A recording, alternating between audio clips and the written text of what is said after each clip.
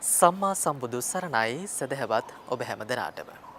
පින්නතුනේ බෞද්ධ රූපවාහිනී නාලිකාව සමගින් ඒකාත්මික වන පින්වත් ඔබ හැම දෙනා වෙනුවෙන් මේ පැයට නියමිත දායකත්ව සද්ධර්ම දේශනාව සමාරම්භ කරමින් ලෝවැසි සත්වයන්ගේ හිතසුව පිණිස විකාශනය කරන්නටයි මේ මොහොතේදී සූදානම් වන්නේ. පින්නතුනේ දේශනා පැවැත්වීම වෙනුවෙන් මේ උතුම් වූ ධම්සභා මණ්ඩපයට වැඩම කරන්නට යෙදුණු පූජ්‍යපාද හිඟුරේ පඤ්ඤාසේකර පින්වත් ස්වාමින් වහන්සේ අපි හැම දෙනාම එක්ව සාදුනාද පවත්වමින් සියල්ලන්ට ප්‍රථමව ධම්සභා මණ්ඩපයට පිළිගනිමු. අවසරයි අපේ හාමුදුරුවනේ. සාදු සාදු සාදු. සදහවත්නි අද මේ උතුම් වූ සද්ධර්මානුශාසනාව සඳහා සදැහැති පුණ්‍යකාමී දායකත්වයේ ගනිමින් කටයුතු කරනවා කළුතර පරණ පාසල් වත්ත පනාපිටිය බස් කඩුව ලිපිණෙහි පදිංචි කමල් සමරනායක මහත්මයා ඇතුළු දූ දරුවන් පිරිස විසින්. එහෙමනම් මේ හැම දිනාටමත් පුණ්‍ය අනුමෝදනා සිදු කරමින් මෙතෙන් සිට දේශනාව පවත්වන්නට ගෞරවනීය දේශකයන්න් වහන්සේට নমස්කාර පූර්වකව ආරාධනා කරනවා. අවසරයි අපේ හාමුදුරුවනේ. සාදු සාදු සාදු.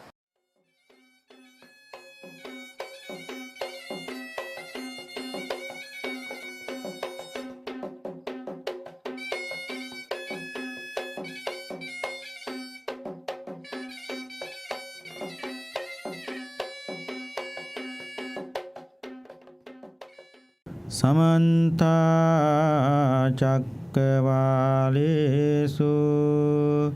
अत्रा गच्छन्तु देवता सद्धम्मं मुनिराजस्य सुनन्तु सग्गमुक्कदं ධම්මස්සවන කාලෝ අයං වදන්තා ධම්මස්සවන කාලෝ අයං වදන්තා ධම්මස්සවන කාලෝ අයං භදන්තා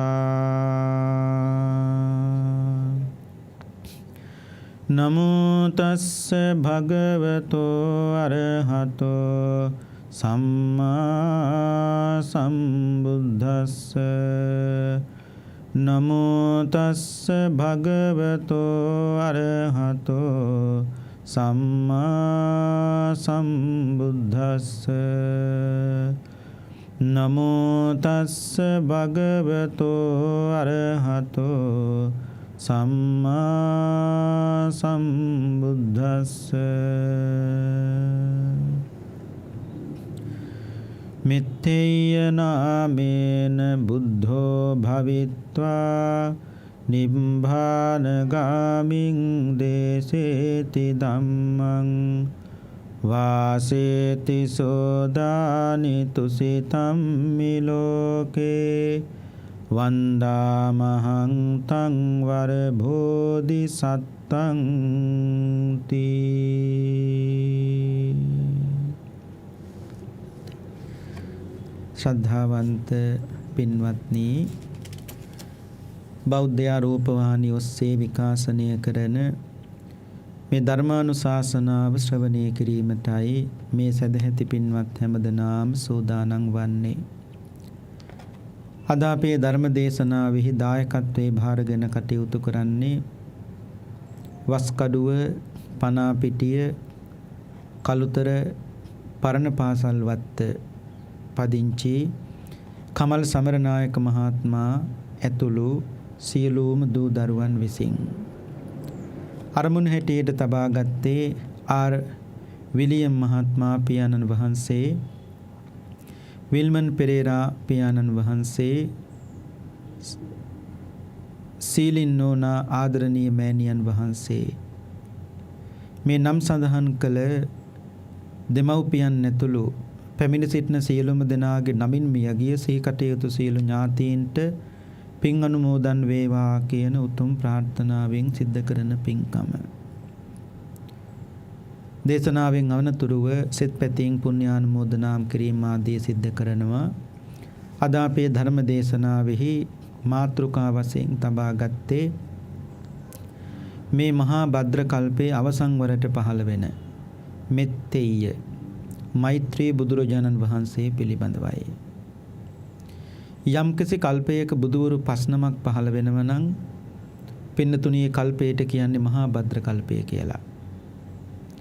දැන් මේ වෙනකොට මේ මහා භද්‍ර කල්පේ බුදුවරු 4 නමක්ම පිරිනිවන් පාලා ඉවරයි.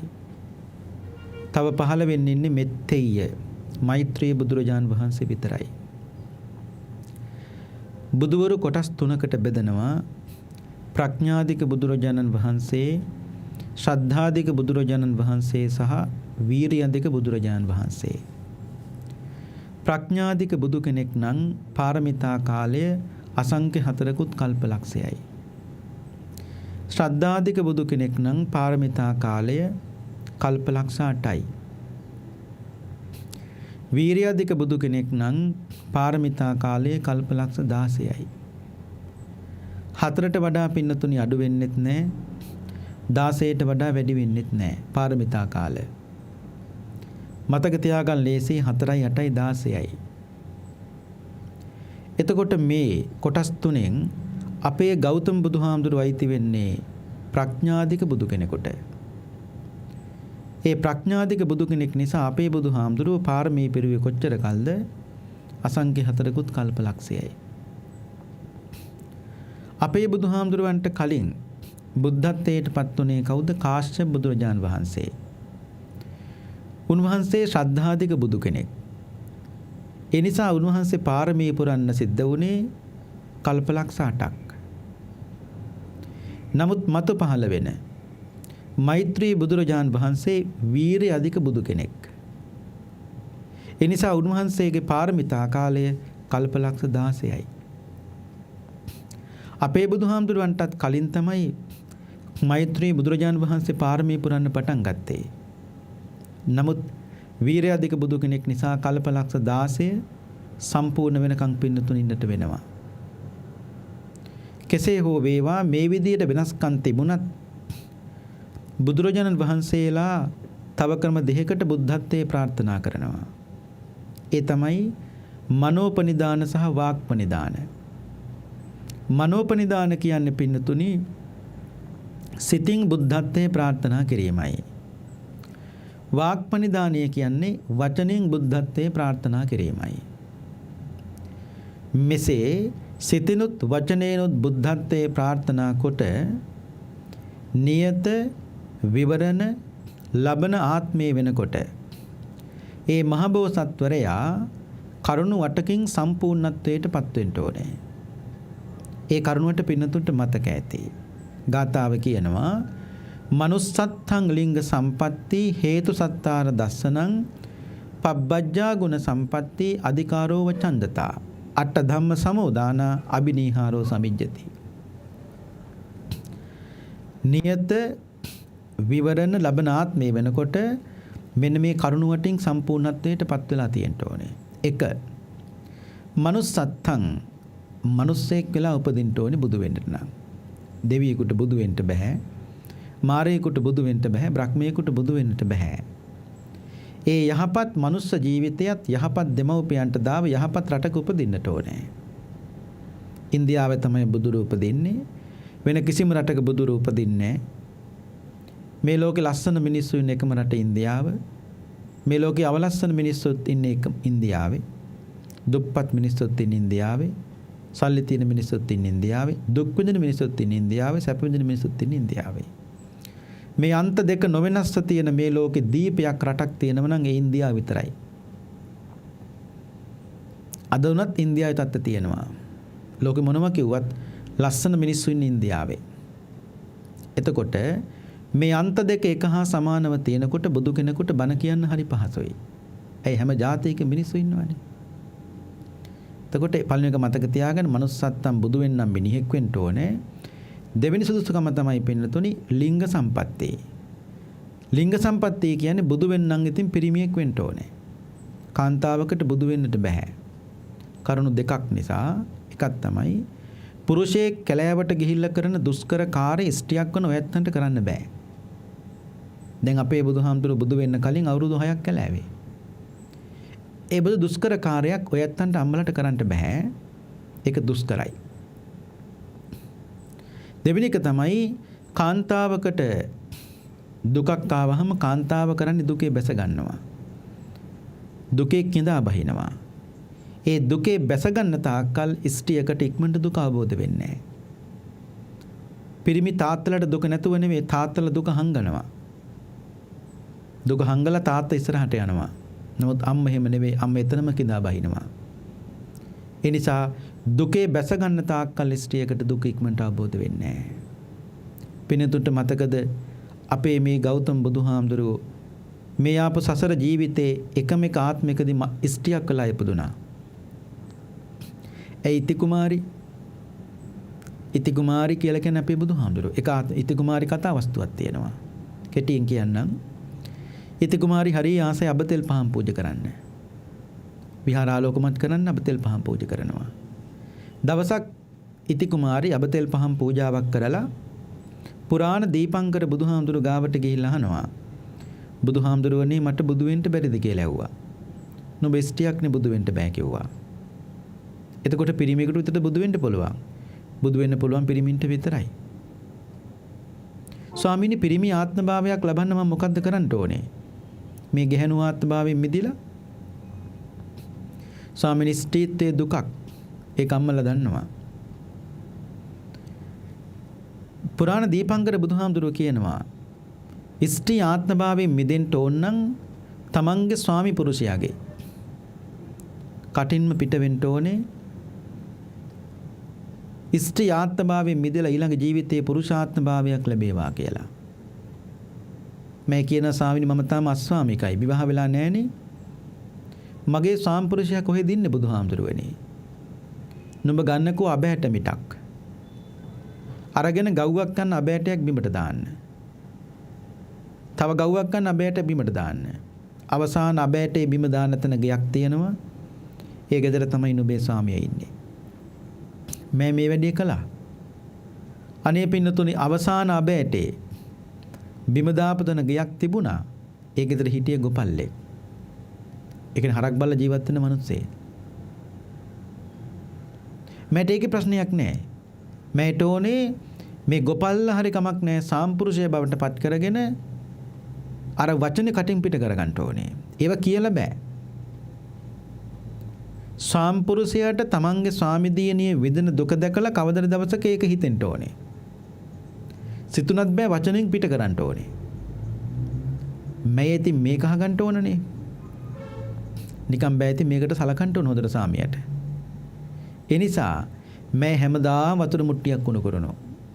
ඒ හරක් බල්ලා ඉන්නේ සාම්පුරුෂ ගොපල්ලෙක්නේ. එන්දවට සමහරතර නාවනවා. සමහරතර ඇඟත් හොදනවා. ඒ තරම් සැලකිලි. මොකක් අහගන්නද? ස්ත්‍රී ආත්මභාවය මිදලා පුරුෂ ආත්මභාවයක් ලැබේවා කියන වචනේ අහගන්න. හැමදාම මේ වැඩේ කළා අනේ පින්නතුනි. දවසක මේ ගොපල්ලා කිව්වනේ ඉති කුමාරිය නුඹට හැමදාම මේ දුක විඳින්න බෑනේ. මේ ජීවිතේ නම් මට කරන්න දෙයක් නැහැ. මං හැබැයි ඊළඟට ප්‍රාර්ථනා කරනවා ඊළඟ ජීවිතේ නම් නුඹට ස්ත්‍රී ආත්මභාවයක් නොලැබේවා කියලා. පුරුෂාත්මභාවයක්ම ලැබේවා කියලා. අන්න එතකොට තමයි ස්ත්‍රී ආත්මභාවයෙන් මිදලා පුරුෂාත්මභාවය ලැබුවේ. මම මේ කිව්වේ අපේ බුදුහාමුදුරු ස්ත්‍රියක් වෙලා ඉපදුණු ආත්මය ඉති කුමාරි. එතකොට දෙවෙනි එක මතක තියාගන්න ලිංග සම්පත්තිය කියන්නේ බුදු වෙන්නම් පිරිමියෙක් වෙන්න ඕනේ. තුන්වෙනි එක තමයි හේතු. හේතු කියලා කියන්නේ නියත විවරණ ලබන මහබෝසත්වරයා රහත් වීමට තරම් පින් ඇති කෙනෙක් බවට පත් වෙන්න ඕනේ. නිතර ලබන ආත්ම වෙනකොට රහත් වෙන තරම් පින තියෙන්න ඕනේ. හතුරුනේ එක සත්තාර දස්සනං. සත්තාර දස්සනං කියන්නේ තථාගත බුදු කෙනෙක් තමන්ගේ ශ්‍රී මුඛයෙන් පිට කරන්න ඕනේ අනාවැකියක් නිශ්චිත. මොකද්ද? මේ උත්තමයා මෙපමණ කාලයකින් මෙන්න මේ නමින් සම්මා සම්බුද්ධත්වයට පත් වෙනවා කියලා නිශ්චිත අනාවැකියක් භාගතුන් වහන්සේ පිට කරන්න ඕනේ කටින්. ශ්‍රී මුඛයෙන් පිට කරා ඒ වචනේ අහගන්න ඕනේ. පස්වෙනි එක තමයි පබ්බජ්ජා. පබ්බජ්ජා කියන්නේ නියත ලබන ආත්මය වෙනකොට පින්නතුනි පැවිදි වීමට තරම් පැවිදි වෙන්න පුළුවන්. ඒ කියන්නේ අනගාരിക ජීවිතයක් ගත කරන්න පුළුවන් කෙනෙක් බවට පින්නතුනි පත් වෙන්නට ඕනේ. අනගාരിക ජීවිතයක්. ඊළඟට 6 වෙනි කාරණාව තමයි හේතු සම්පatti. ඒ කියන්නේ භාවනා කළා උපදවා ගත යුතු ප්‍රථම ධාන ආදී ධාන මට්ටම් වලට එන්න පුළුවන්කම තියෙන්න ඕනේ. 7 වෙනි එක තමයි අධිකාරෝ. අධිකාරෝ කියලා කියන්නේ තථාගත බුදු කෙනෙක් වෙනුවෙන් තමන්ගේ ජීවිතේ උනත් පූජා කරන්න චිත්ත ශක්තියක් තියෙන්න ඕනේ. අන්තිමට වෙන එක තමයි ඡන්දතා. ඡන්දතා කියන්නේ පින්නතුනි කැමැත්ත. කුමක් සඳහා කැමැත්තද? දසපාරමිතා ධර්ම සම්පූර්ණ කරන්නට දැඩි වූ කැමැත්තක් ආසාවක් තියෙන්න ඕනේ. ඔන්න දැන් මතක තියාගන්න කරුණු 8ක් කිව්වා. අපේ බුදුහාමුදුරුවෝ විතරක් නෙවෙයි, මෛත්‍රී බුදුහාමුදුරුවෝ විතරක් නෙවෙයි. නියත විවරණ ලබන සෑම බෝසතාණන් වහන්සේ නමක්ම නියත විවරණ ලබන ආත්මය වෙනකොට මෙන්න මේ කරුණු 8 සම්පූර්ණත්වයට පත් වෙලා තියෙන්නට ඕනේ. මිනිහෙක් වෙන්න ඕනේ. ඒක මනුස්සාත්ම භාවයක් ලබන්න ඕනේ. ඊළඟට පිරිමියෙක් පුරුෂයෙක් වෙන්න ඕනේ. මේ ආදී කරුණු ටික දැන් ඔය කියපෝ. පටලවා ගන්න මතක. නියත විවරණ ලබන ආත්මය වෙනකොට මේ කරුණු වටින් සම්පූර්ණත්වයට පත් වෙලා තියෙන්න ඕනේ. පින්නතුට මතකද අපේ බුදුහාමුදුරුවෝ බුද්ධත්වයට පත් වෙලා කල්පනා කළානේ මම මේ ධර්මය අවබෝධ කරගත්තේ දුකසේ. කෙලෙස් සහිත මිනිස්සු කොහොමද මේ ධර්මය අවබෝධ කරගන්නේ? මෙහෙම ඉන්නකොට සහම්පති මහා බ්‍රහ්මයා පින්නතුට මතකද අපේ බුදුහාන්ට ඇවිල්ලා ආරාධනා කළා බුදුහාමුදුරුවනේ කෙලෙස් අඩු සත්වයෝ මේ ලෝකේ ඕනතරම් ඉන්නවා. හැබැයි ඔබ වහන්සේ ධර්මයේ දේශනා නොකර හිටියොත් ඒ ඇත්තන් කෙලස් තා වැඩි වෙන්න පුළුවන්. ඒ නිසා බුදුහාමුදුරුවනේ ධර්ම දේශනා කරනසේක්වා. ඒ කියන්නේ අවබෝධ කරගත් ධර්මයේ මිනිසුන්ට දේශනා කරනසේක්වා. දේශේතු බන්තේ භගවා ධම්මං. අන්නේ සහම්පති මහා බ්‍රහ්මයාගේ ආරාධනාවෙන් බුදුරජාන් වහන්සේ එසිපතනාරාමයට වැඩම කළ පස්වග මහණුන්ට දහම් දෙසුවා. ඒ පස්වග මහණුන්ට දහම් දෙසා බිම්බිසාර මහරජුරුවන් විසින් පූජා කරපු වේළුවනාරාමේ වැඩ ඉන්නකොට පින්නතුන්ට මතකද සුද්ධෝදන මහරජුරුවෝ ඇමතිවරයෙක් අත පණිවිඩයක් යවුවා. මොකක් කියලාද? බුදුහාමුදුරු වඩම්මන් එන ගෙදරට නිවසට නැත්තම් කිඹුල්වත් නුවරට. ඔයත්තන්ට මතකද යන ඇමතිවරයා මහාන වුණානේ. එක්කෙනෙක්වත් එන්නේ නැහැ. තාත්තා සුද්ධෝදන රජුරුවෝ ඇමතිවරු යවන්නේ බුදුහාමුදුරු වඩම්මන් එන්න මගේ පුතා සිද්ධාර්ථ ගෞතමයන් වහන්සේ මට බලන්න ඕනේ. අනේ යන්නේ කෙනා පැවිදි වෙලා රහත් වෙනවා. 8ක් යවුවා ඇමතිවරු. 8 දෙනාම මහාන වුණා. අන්තිමට යවුවේ කවුද? කාලුදායි ඇමතියා. මතකයිනේ? කාලුදායි. කාලුදායිට කිව්වා අනේ කාලුදායි නුඹවත් ගිහලා බුදුහාඳුර වඩම්මන් එන්නකෝ. අන්තිමට කාලුදායිත් මහාන වුණා. රහත් වුණා. 20000ක් මහ සංගරවන පිරිවරාගෙන පින්නතුන්ට මතකද? අපේ බුදුහාමුදුරුවෝ තාත්තා බලන් ඉස්සෙල්ලාම ගෙදරට වැඩම කළා. හැබැයි ශාක්‍ය වංශ එක්කෙනෙක්වත් බුදුහාමුදුරුවන්ට වැන්දේ නැහැ. සිද්ධාර්ථ කුමාර අපිට වැඩි බාලයිනේ. ඒ නිසා අපි මොකටද වඳින්නේ? වැන්දේ නැහැ එක්කෙනෙක්වත් මානය. ඒ වෙලාවේ පින්නතුන්ට මතකද අපේ බුදුහාමුදුරුවෝ ප්‍රාතිහාරයක් දැක්කුවා. මොකද්ද? යමක මහා ප්‍රාතිහාරය. යමා මහා පෙළහර කියන්නේ. යමක කියන්නේ පින්නතුනි දෙකක්. ඒ කියන්නේ එකවර ශනිකව සමාපatti දෙකකට සමවදින්න පුළුවන් නම් ඒකට කියනවා යමක මහා ප්‍රාතිහාරය. යමකනේ. ඒ කියන්නේ එකවර සමාපatti දෙකකට සමවදින්න පුළුවන්. එතකොට ප්‍රාතිහාර දෙකකුත් දක්වන්න පුළුවන්. ගිනි කඳත් ජල කඳත් අන්ධකාරයත් ආලෝකයත්. මෙන්න මේ යමා මහ පෙළහර පෑමට පස්සේ තමයි පින්නතුන්ට මතකද මේ ශාක්‍ය වංශයත්ෝ ලෞතර බුදුරජාණන් වහන්සේට වන්දනා කළේ. ඒ වෙලාවේ තමයි සාරිපුත්ත මහරහතන් වහන්සේ විසින් ආරාධනා කළේ මොකද්ද? ස්වාමීනි භාගතුන් වහන්සේ මතු පහළ විය හැකි මෙත්තේය බුදුරජාණන් වහන්සේ පිළිබඳව කරුණු දේශනා කරනසේක්වා කියලා.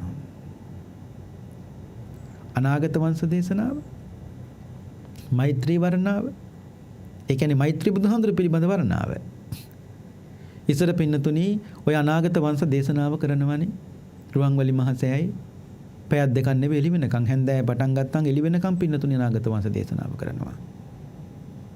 ඇයි බුදු කෙනෙක් ගැන කොච්චර කිව්වත් අහන් ඉන්න පුළුවන් නේ?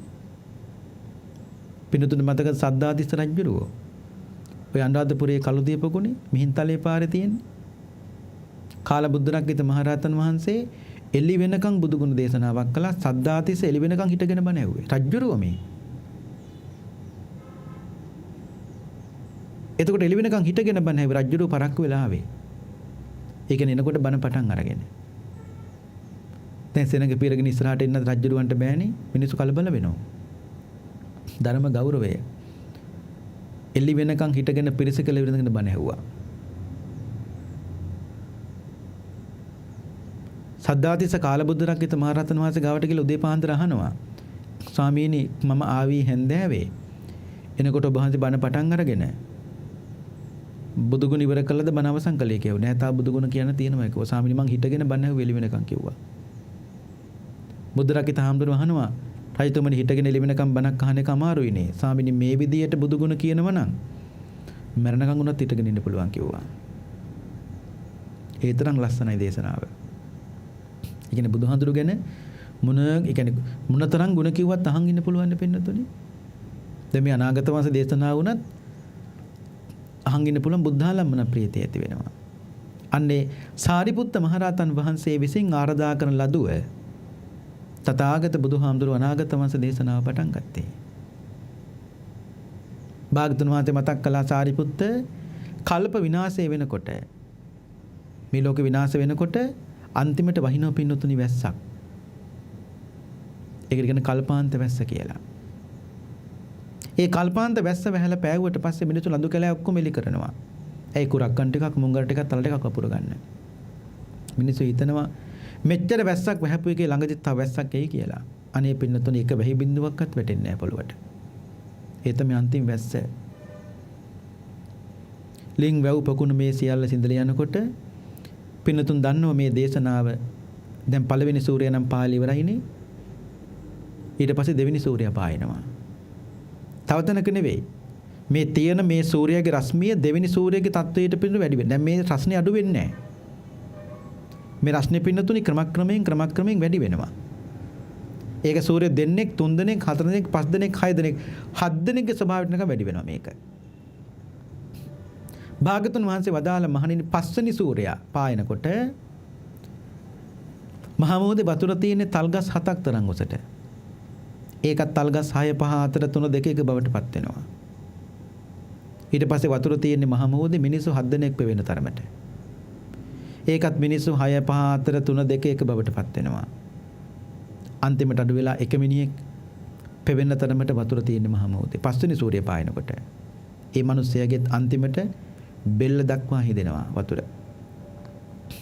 පපුව දක්වා හිදෙනවා. ඉන දක්වා හිදෙනවා. දනිස් පොල්කට දෙක දක්වා හිදෙන මේ කකුල් දෙකේ තියෙන ගොප්පැට දෙක. අන්නේ ගොප්පැට පෙවෙන්න මේ පෙවෙන තරමට විතරයි වතුර තියෙන්නේ. ඒකත් අඩු වෙලා ගිහිල්ලා හරකෙගේ කුරයක් පුරවන්න තරම්වත් මේ මහ මුහුදේ වතුර ඉතුරු වෙන්නේ නැහැ පස්වෙනි සූර්යයා පායනකොට. මහණෙනි හයවෙනි සූර්යයා පායනකොට මේ පොළව දුන් දානවා. හත්වෙනි සූර්යයා පායනකොට මේ පොළව ගිනි ගන්නවා. ඒ ගිනි දැල්ල යනවා පින්නතුනි ආබස්සර බ්‍රහ්ම ලෝකේ දක්වා. එච්චර ගිනි ගන්නවා. එදාට හටගන්න ගින්නේ මහණෙනි අලුත් නෑ. එදාට හටගන්න ගින්නේ දුමත් නෑ. අලුත් නැති දුමත් නැති තනිකර ගිනි ජාලාවකින් මේ ලෝකෙ ගිනි අරගෙන විනාශ වෙනවා. හැබැයි මේ සූර්ය 7 දෙනෙක් පාල ලෝක විනාශ වෙනවා කියන කතාව විශ්වාස කරන්නේ සෝවාන් වෙච්ච කෙනෙක් විතරයි කිව්වා. අනිත් අය විශ්වාස කරන එකක් නෑ කිව්වා. කෙසේ හෝ වේවා මේ විදියට ගිනි අරගෙන විනාශ වුණාට පස්සේ පින්නතුන් දන්නවා නැවත මේ ලෝකේ හට ගන්න කාලයක් එනවා. දැන් එතකොට ලෝකේ විනාශ වුණාට පස්සේද මෛත්‍රී බුදුහාඳුරු පහළ වෙන්නේ? නෑ. සමහරව හිතනවා සමහරව අහනවා හාමුදුරුවනේ දැන් මේ තියෙන ලෝකේ විනාශ වුණාට පස්සේද ආයි බුදු කෙනෙක් පහළ වෙන්නේ කියලා. නෑ පින්නතුනේ. මොකද මේක මහා භද්‍ර කල්පයක්නේ. මහා භද්‍ර කල්පයක අතර තුන විනාශ වීමක් නැහැ. මෛත්‍රී බුදුහාඳුරුත් පහළ වෙලා උන්වහන්සේ අවුරුදු 80000ක් කල් ජීවත් වෙලා මෛත්‍රී බුදුහාමුදුරුවෝ පිරිනිවන් පෑවට පස්සේ තමයි කල්ප විනාශය ඔය සූර්ය 7 දෙනෙක් පාල විනාශ වෙන්නේ. ඉම්මිහා නෑ. දැන් විනාශ වුණාට පස්සේ නැවත මේ ලෝකේ හටගන්න කාලයක් එනවනේ. ඒක බුදුහාර කොටස් 4කට බෙදුවා.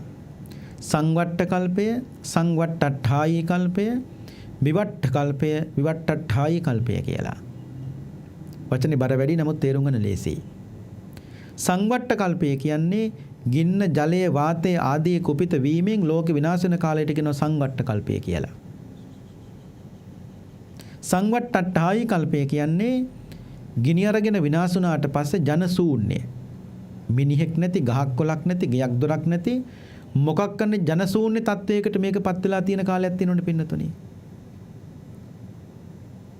මේ කල්පය කියන්නේ මහා ලොකුවට හිතන්නට හොඳ නැහැ. ඒ කියන්නේ ඒබඳු ඒ කියන්නේ ගිනි අරගෙන විනාශ වුණාට පස්සේ මොකක් කරන්නේ නැති ජන ශූන්‍ය කාලයක් බවට පත් වෙනවා පින්නතුනි මේ පොළව.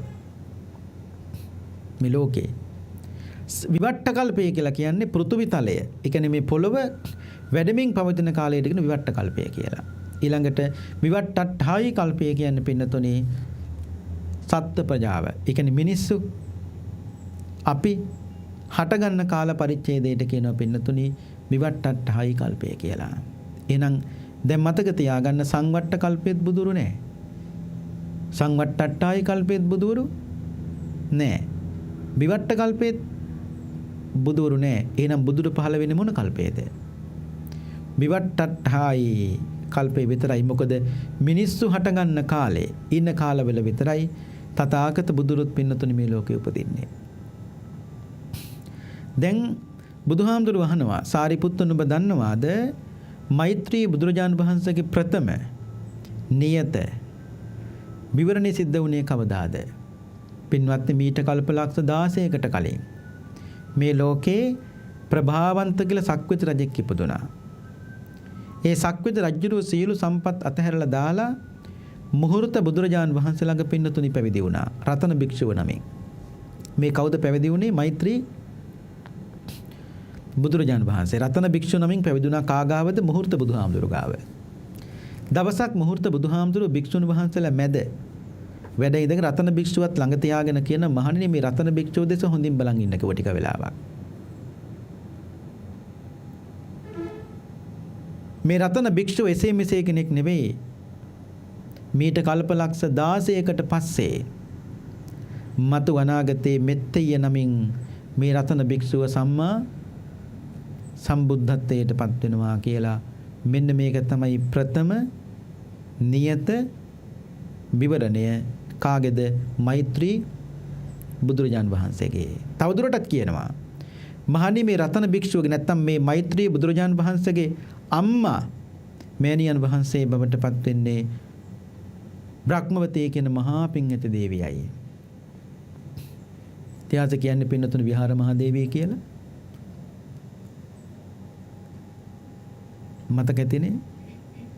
මෛත්‍රී බුදුරජාණන් වහන්සේගේ අම්මා මෑණියන් වහන්සේ බවට පත් වෙන්නේ විහාර මහා දේවිය.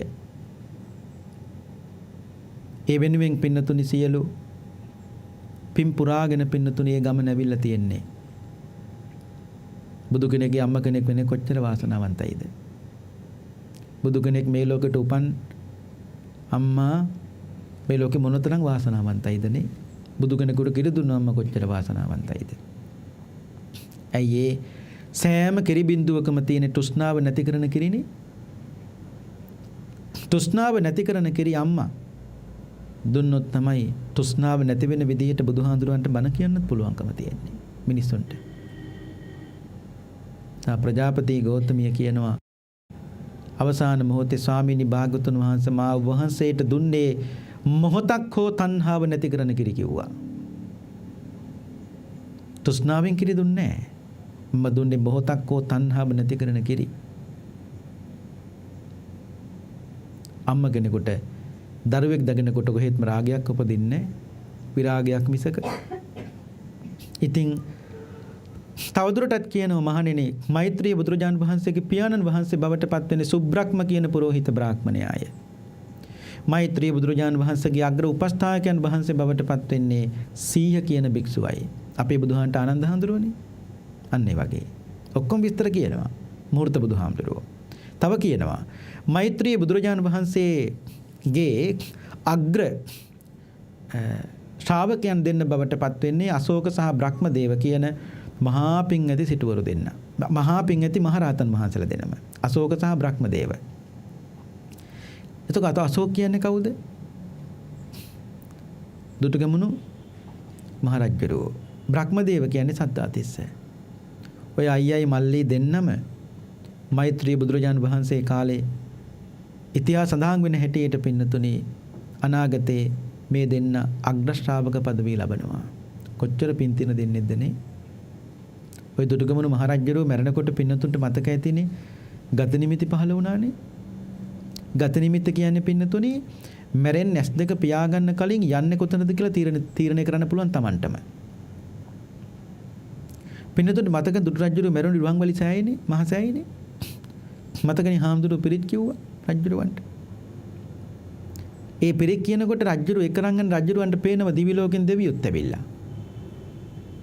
මේ ඇස් දෙක පියාගන්නකම් ඉන්නේ. එකරංගන දිවි ලෝකෙට. මේක දැකලා අතින් සංඥාවක් දුන්න රජුරෝ මොකක්ද කිව්වේ? පොඩ්ඩක් කියන සාමිනු මහත්තයලා මට තාම පිරිත් කියනවා.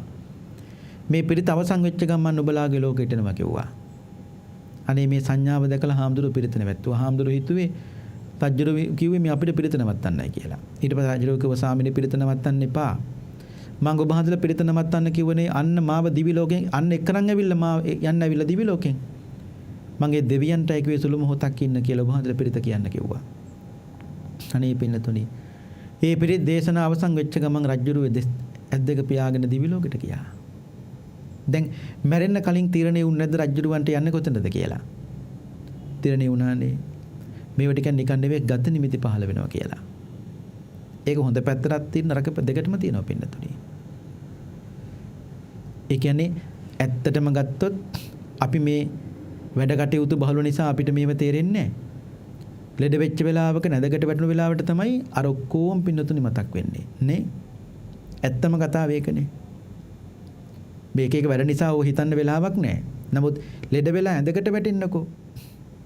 දවස් දෙක තුන යනකොට Tamanට තේරෙනවා. ඒ කියන්නේ මුල ඉඳලාම Taman කරගත්තු සෑම දෙයක්ම සිහිපත් වෙන්නේ නැද්ද?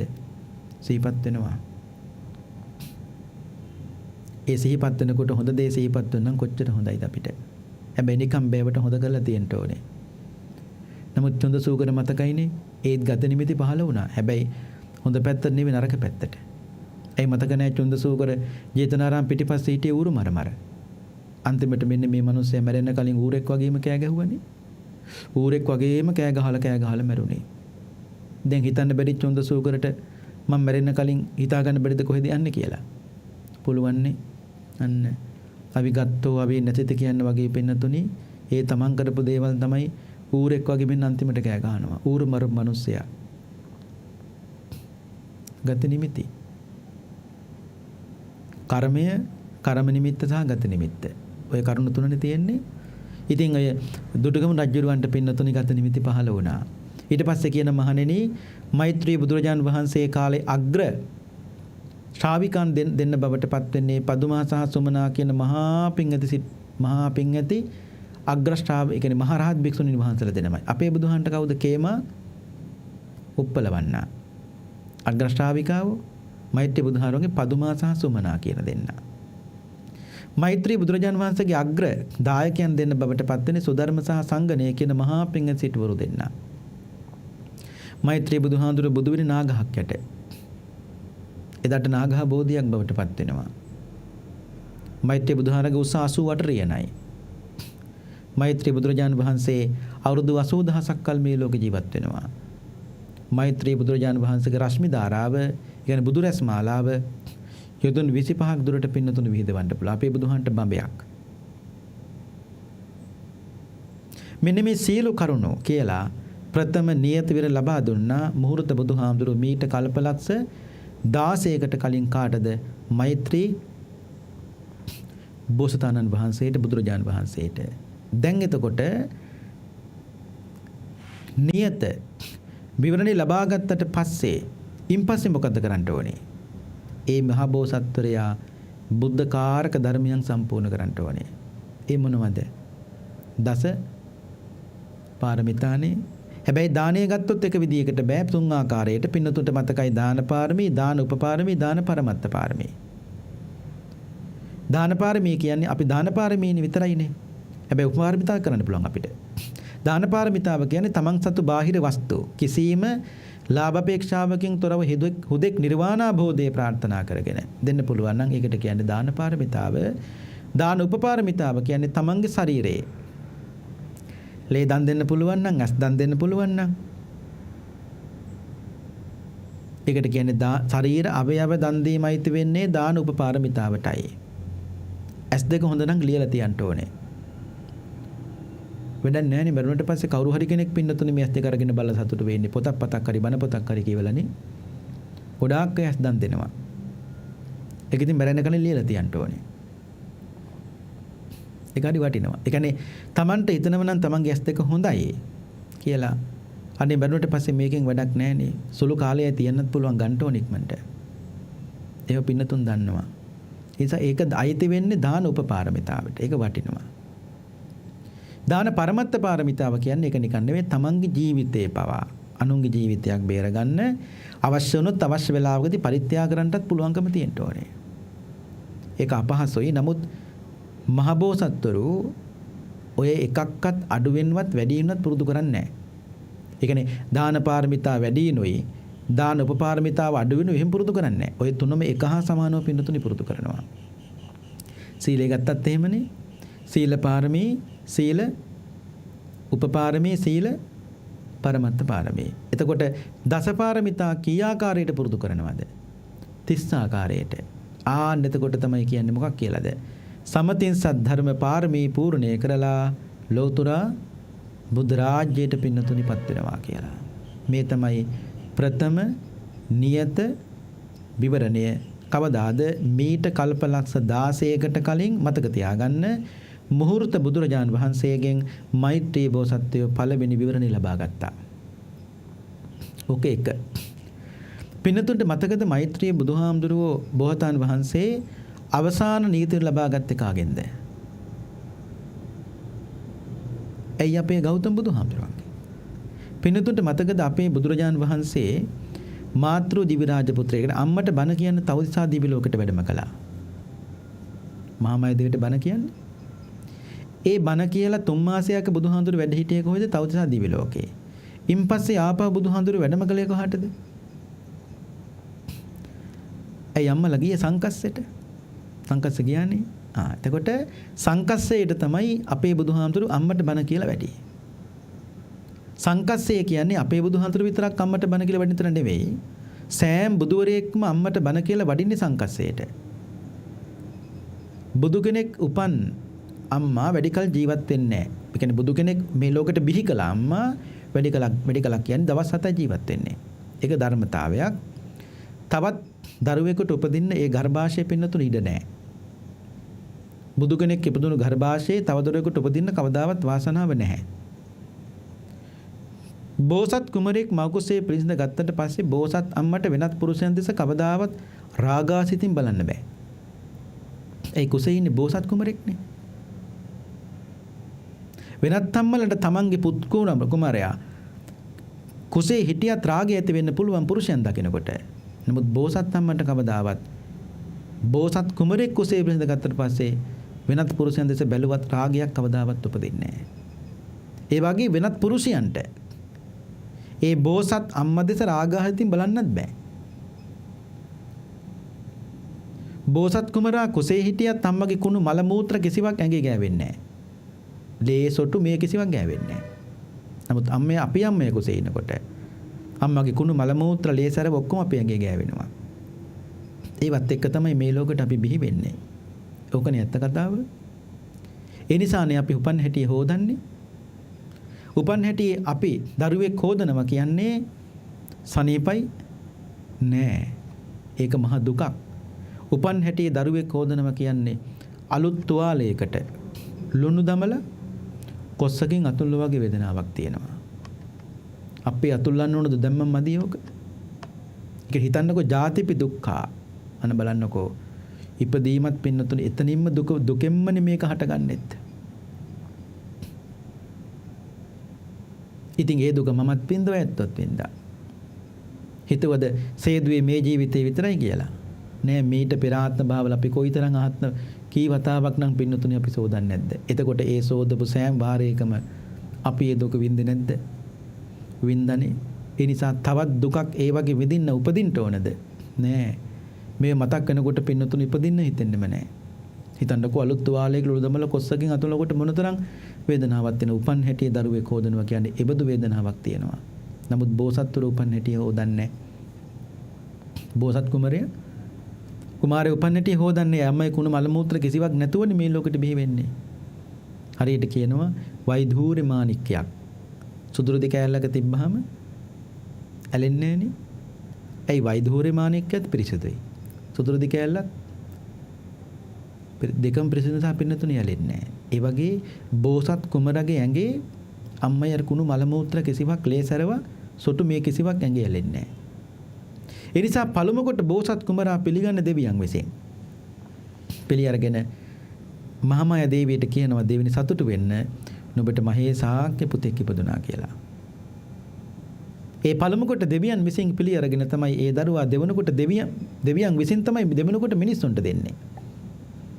උපන් හැටියේ බෝසත් කුමරා කතා කරනවනේ. උපන් හැටියේ කතා කළ දෙන්නේ සීවලී කුමාරයයි සිද්ධාර්ථ කුමාරයයි. ඒ සීවලී කුමාරයා කතා කළා උපන් හැටියේම කාත් එක්කද? සරියුත් හාමුදුරුවොත් එක්ක. සරියුත් හාමුදුරුවෝ ඇහුවනේ සීවලී කුමාරයාගේ උපන් හැටියේ කොහොමද සීවලී මව්ගොස් සැපයිද කියලා ඇහුවා. මොන සැපද්ද කුණුලේ හෙලියක පැසුණා වගේ අවුරුදු 7කුයි මාස 7කුයි දවස් 7කුයි පැසුණා ඒකුවා. සීවලීට මව්ගොසක් ඕනද කියලා ඇහුවා ජීවිතේට පැගෝ මව්ගොසක් ආයි. සීවලී කුමාරයා උපන් හැටියේ කතා කළා. සීවලී කුමාරයා මහාන කලේ සරියුත් හාමුදුරුවෝ. මහාන කරන්න කලින් කෙස් කපනවනේ. ඒ කෙස් ටික කපලා සීවලී කුමාරයාගේ අතට දුන්නා. පළවෙනි කෙස් ටික කපලා. ඕක දිහා බල බල ඉන්න කිව්වා. සීවලී කුමාරයාට සරියුත් හාමුදුරුවෝ. දැන් තමන්ගේ කෙස් සරියුත් හාමුදුරුවෝ කපලා සීවලී කුමාරයා කෙස් ටික පළවෙනි කෙස් ටික කපලා අතට දුන්නා. බලන් ඉන්නකොට සෝවාන් වුණා. දෙවෙනි කෙස් ටික කපලා අතට දුන්න සකු르දාගාමි වුණා. තුන්වෙනි කෙස් ටික කපලා අතට දුන්නා අනාගාමි වුණා. සියලුම කෙස් කපලා අවසන් වෙනකොට සීවලී කුමාරයා රහත් වුණා. ගිහිගේ තුල යමෙක් රහත් වුණොත් ජීවත් වෙන දවස් 7යි. එක්කෝ ඒ දවස් 7 ඇතුළත පැවිදි වෙන්න ඕනේ. නැත්නම් 7 වෙනි දවසේ වෙනකොට අනිවාර්යෙන් පිරිනිවන් පානවා. නමුත් සීවලී කුමාරයාට එච්චර හරියක් වෙනකන් ඉන්න ඕනේ නෑ. ඒ කියන්නේ කෙස් කපලා අවසන් කරන රහත් වුණා. රහත් වෙච්ච ගමන් පින්නතුනි මහාන කළා. ඉගෙන ගන්න ගිහිගේ තුල රහත් වුණොත් ජීවත් වෙන දවස් 7යි. එක්කෝ ඒ දවස් 7 ඇතුළත පැවිදි වෙන්න ඕනේ. පැවිදුනොත් බොහෝ කලක් ඉන්න පුළුවන්. පැවිදි වුන් නැත්නම් අනිවාර්යෙන් රහත් වූ ගියා 7 වෙනි දවස් වෙනකොට පිරිනිවන් පානවා. ඒකත් ඉගෙන ගන්න ඕනේ. එතකොට පින්නතුනේ අපේ බුදුහාමුදුරුවෝ සංකස්සේට වැඩම කරපු වෙලාවේ මෛත්‍රී බෝසත්වයෝ ශ්‍රීවඩ්ඩ කියන කෙළඹි පුත්‍රයාගේ පුතෙක් ඇටියට උප්පත්තිය ලැබලා සංකස්සේට ගියේ වස්ත්‍ර යුගලයකුත් අරගෙන මෛත්‍රී බෝසත්වයෝ සංකස්සේට ගියේ බුදුවසරිය බලන්න. ඒ ගියපු වෙලාවේ ඒ වස්ත්‍ර යුගලයේ මෛත්‍රී බෝසත්වයෝ අපේ බුදුහාමුදුරුවන්ට පූජා කළා. අන්න ඒ වෙලාවේ තමයි අපේ ගෞතම බුදුහාමුදුරුවෝ මතක් කළේ මහණෙනි මට මේ වස්ත්‍ර යුගලයකින් පිදූ මේ උත්තමයා අනාගතේ මගෙන් පස්සේ මෙත්තෙය නමින් සම්මා සම්බුද්ධත්වයට පත් වෙනවා කියලා අවසාන නියත විවරණය ලබා දුන්නේ. දැන් ඔන්න මතක තියාගන්න. පළවෙනි නියත විවරණය කවදාද? මීට කල්පලක්ෂ 16කට කලින් කාගෙන්ද මුහුර්ත බුදුරජාණන් වහන්සේගෙන් ලබා ගත්තා. මෛත්‍රී බෝසත්වයෝ. අවසන් නියත විවරණය ගත්තේ කවදාද? අපේ ගෞතම බුදුරජාණන් වහන්සේ සංකස්සේට පින්නතුනි වැඩම කරපු වෙලාවේ අම්මට බණ කියලා. මේ මතක තියෙන කරුණු මතක් කරනකොට තමයි මතක් වෙන්නේ. මේක කියන්නේ වෙන මොකටවත් නෙවෙයි පින්නතුනි බුදු කෙනෙක් පිළිබඳව බුද්ධාලම්න ප්‍රීතිය ඇති කරගන්න. දැන් මේ වෙනකොට සියලු ගුණ පාරමී සම්පූර්ණ කරලා මෛත්‍රී බෝසත්වයෝ තුසිත කියන දිවි ලෝකෙ වැඩ ඉන්නවා. අනාගතේ මහණෙනි මේ දඹදිව කේතුමතේ නම් රාජධානී බවට පත් වෙනවා. කේතුමතේ රාජධානී මිනිස්සු බුදුහාමුදුරු දේශනා කරනවා ඊර්ෂ්‍යාව ක්‍රෝධය කිසිවක් සිත් තුළ නැහැ. දිවි ලෝකෙන් බට දෙව් විමනක්කා කේතුමති රාජධානිය සමානයි. සෞභාග්‍ය සම්පන්න සමයකදී තමයි මෛත්‍රී බෝසත්වයෝ අජිත නමින් උප්පත්ති ලබන්නේ. අපේ බුදුහාඳුර කවුද? සිද්ධාර්ථනේ. මෛත්‍රී බෝසත්වයාගේ ගිහි කියන්නේ උපදිනකොට නම තමයි අජිත. එදාට තියෙන හොඳම මාලිගාව මොකද්ද? සුබ්‍රහ්ම කියන පුරোহিত බ්‍රාහ්මණයාගේ මාලිගාව. සල්ලි තියෙන පවුලක විතරයි බුදුරු උපදින්නේ. දුප්පත් පවුලක බුදුරෙක් උපදින්නේ නැහැ. ඒක ධර්මතාවය. මොකද දුප්පත් පවුලකින් ඉපදිලා බුද්ධත්වයට පත් වුණත් මිනිස්සු ගණන් ගන්නෑ. එදාට කියන්නේ මොකක්වත් නැති නිසා බුදු වෙන්න ගියා කියලා. එතකොට තියෙන මිනිස්සු යන්නේ නැහැ බුදුහාඳුරු ගාවට. තියෙන තැනකින් ගිහිල්ලා බුද්ධත්වයට පත් වුණාම කල්පනා කරනවා සිද්ධාර්ථ කුමාරයාට රම්ම්‍ය සුරම්ම්‍ය සුබ කියන මාලිගා තුනක සැපත් දාලා බුදු වෙන්න යන්න පුළුවන් වුණා නම් ඇයි අපිට බැරි? අන්න එතකොට තියෙන මිනිස්සුයක් යනවා නැති මිනිස්සුයක් යනවා. දුප්පත් අයට බුදු වෙන්න බෑ කියන එක නෙවෙයි. දුප්පත් කෙනෙක් කියන්නේ බුදු වෙන්නට ගියත් බුදු වුණත් කවුරුත් ගණන් ගන්නෑ. ඒතකොට මතයක් හැදෙනම ලෝකෙ මොකක්වත් නැති අය තමයි බුදු වෙන්න යන්නේ කියලා. කියන්නේ ඇත්තනේ පින්නතුනේ එච්චර සම්පත්තියක් දාලා බුදු වෙන්න යන්න පුළුවන් නෝනා. ඇයි අපිට බැරි? අනිත් ඇත්ත කල්පනා කරනවා. එතකොට හැමදෙනාම බුදුහාඳුරු අනුගමනය කරන්න වීරවන්ත වෙනවා. ඒ නිසා මෛත්‍රී බෝසත්වයෝ උපදින්න පින්නතුනේ සුබ්‍රහ්ම කියන පුරোহিত බ්‍රාහ්මණයාගේ මාලිගාවේ අජිත නමින් උප්පත්තිය ලැබලා චන්ද්‍රමුඛී කියන මහා පිං ඇති පංච කල්යාණයෙන් හිබි කාන්තාවත් එක්ක තමයි මෛත්‍රී බෝසත්වයෝ විවාහ වෙන්නේ. අපේ බුදුහාන්ට කවුද? යශෝදරාවනේ. ඒ යශෝදරාවට උපන් පුතා තමයි රාහුල කුමාරයා. මෛත්‍රී බෝසතන් වහන්සේට දාව චන්ද්‍රමුඛී කියන කාන්තාවට උපන් පුතා තමයි බ්‍රහ්මවර්ධන කියන කුමාරයා. රාහුල කුමාරයා වගේ තමයි. අන්නේ උපන් දවසේ ගිහිගේ කලකිරලා සතර පෙරණීමෙන් දැකලා ගිහිගේ කලකිරලා සම්මා සම්බුද්ධත්වයට පත් වෙන දවසේ අපේ බුදුහාමුදුරුවන්ට කිරිපිඩි පූජා කළේ සුජාතාවනේ. නමුත් මෛත්‍රී බෝසතන් වහන්සේට කිරිපිඩි පූජා කරන්නේ තමන්ගෙම ප්‍රතිවතාව චන්ද්‍රමුඛී කියන කාන්තාව විසින් දෙන ලද සකස් කරන ලද ඒ කිරිපිඩු වළඳා සම්මා සම්බුද්ධත්වයට පත් වෙලා චතුරාර්ය සත්‍ය ධර්මයත් අවබෝධ කරගෙන මිනිස්සුන්ට ධර්මයේ දේශනා කළාට පස්සේ බොහෝ දෙනෙක් මගඵල නිවන් අවබෝධ කරගන්නවා කියලයි දේශනාව සඳහන් වෙන්නේ. ඉතින් ඊට වඩා ලොකු විස්තරයක් තියෙනවා. නමුත් කියන්නට වෙලාව නෙවෙයි. ඉතින් මුලට ගත්තේ මෛත්‍රී බෝසතන් වහන්සේ වන්දනා කරන ගාථාව. මතකයිනේ සමහරු බුදුන් හදලා මෛත්‍රී බුදුහාඳුරන්ටත් පින් දෙනවා. මෙත්තේය නාමේන බුද්ධෝ භවිත්වා නිබ්බාන ගාමින් දේශේති ධම්මං වාසේති සෝදානි තුසිතම්මි ලෝකේ වන්දා මහං තං වර බෝධිසත්තං. ඒ මෛත්‍රී බෝසතාණන් වහන්සේට මාගේ වන්දනීය නමස්කාරය වේවායි සාදු සාදු සාදු කියලා ප්‍රාර්ථනා කරන්න.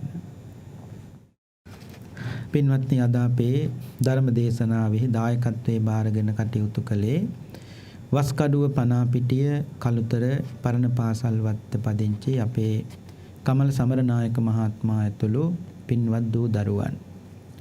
බොහෝම ශ්‍රද්ධාවෙන් සිද්ධ කළ මේ පින්කම බලාපොරොත්තු වන්නේ මිය පරලොවසපත් වුණු ආර් විලියම් මහත්මයා පියාණන් වහන්සේ, විල්මන් පෙරේරා පියාණන් වහන්සේ, සීලින් නෝනා මෑණියන් වහන්සේ ඇතුළු අද ධර්ම ශ්‍රවණයට පැමිණි.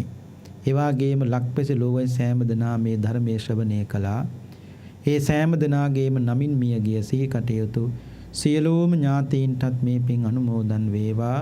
සංසාර දුක් කෙලවර උතුම් වූ අමා මහ නිවනින්ම නිවී සැනසෙත්වායි සාදු සාදු කියලා පින් අනුමෝදන් කරන්න. ඒ වගේම සිත ප්‍රාර්ථනා කරනවා චන්දාතිකෝරළ මහත්මණියගේ 92 වන උපන්දිනයේ නිමිත්තෙන් අපේ මෑණියන්ට තව තවත් හොඳට පින්කම් කරගන්න නිදුක් නිරෝගී සුව සම්පන්නිය ලැබේවා. අතිකෝරළ මෑණියන් රසනීපයක් එඩක් දුකක් කරදරයක් නැතුව සෝසේ පින්කම් කරගන්න අවශ්‍ය කරන සියලු ශක්තිය ධෛර්යය දිගාසිරි සම්පන්නියම ලැබේවා කියලා අපි ආශිර්වාද කරනවා.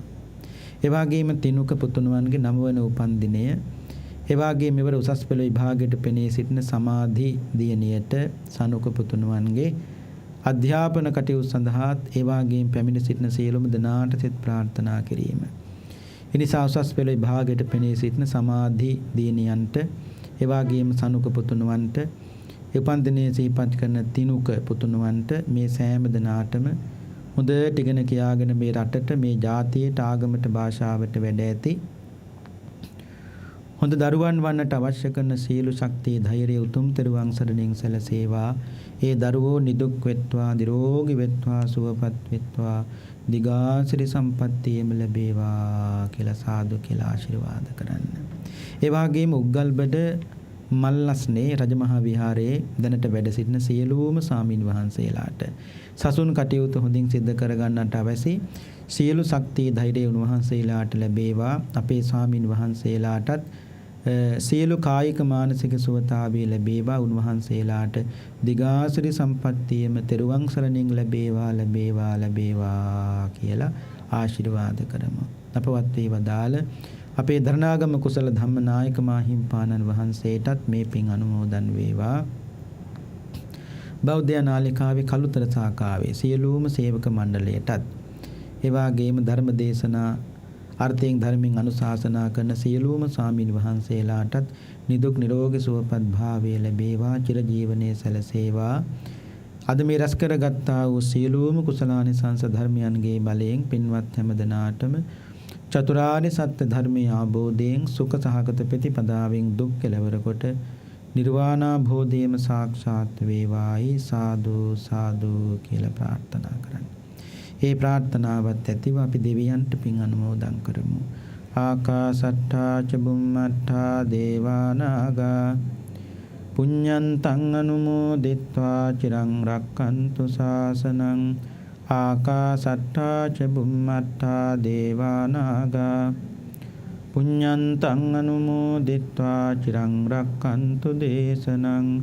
ආකාසට්ඨා ච බුම්මට්ඨා දේවානාගා පුඤ්ඤන්තං අනුමෝදිත්වා චිරං රක්ඛන්තු ත්වං සදා.